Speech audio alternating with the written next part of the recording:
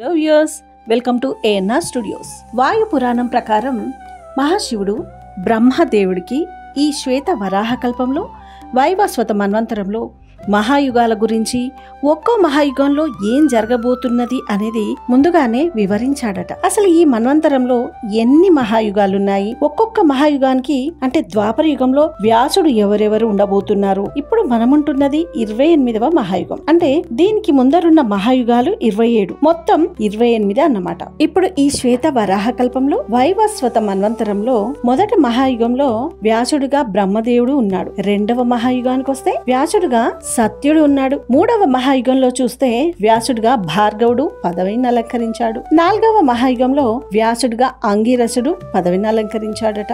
ఐదవ మహాయుగంలో వ్యాసుడుగా సవిత వ్యాసుడుగా ఉన్నాడు. ఆరవ మహాయుగంలో వృత్యుడు, ఏడవ మహాయుగంలో శతక్రతు, ఎనిమిదవ మహాయుగంలో వశిష్ఠుడు, తొమ్మిదవ మహాయుగంలో సారస్వతుడు, 10వ మహాయుగంలో త్రిధాముడు, 11వ మహాయుగంలో త్రివుత్, 12వ మహాయుగంలో శతతేజుడు, 13వ మహాయుగంలో నారాయణ ధర్ముడు, 14వ మహాయుగంలో సురక్షణుడు, 15వ మహాయుగంలో ఆరుని, 16వ మహాయుగంలో సంజయుడు, అలాగే 17వ మహాయుగంలో దేవక్రతంజయుడు, 18వ మహాయుగంలో కృతంజయుడు, 19వ మహాయుగంలో భరద్వాజుడు, 20వ మహాయుగంలో మహామతి, 21వ మహాయుగంలో వాచస్పతి, 22వ మహాయుగంలో శుక్లాయనుడు, 23వ మహాయుగంలో తృణబిందు, 24వ మహాయుగంలో రుక్షుడు, 25వ మహాయుగంలో వశిష్ఠ మహర్షి మళ్ళీ వ్యాసుడవుతాడని, 26వ మహాయుగంలో పరాశరుడు, 27వ మహాయుగంలో జాతకర్ణుడు. అంటే ఇప్పుడు మనముంటున్న 28వ మహాయుగానికి ముందుది. ఇప్పుడు మనముంటున్న 28వ మహాయుగానికి ముందుదన్నమాట.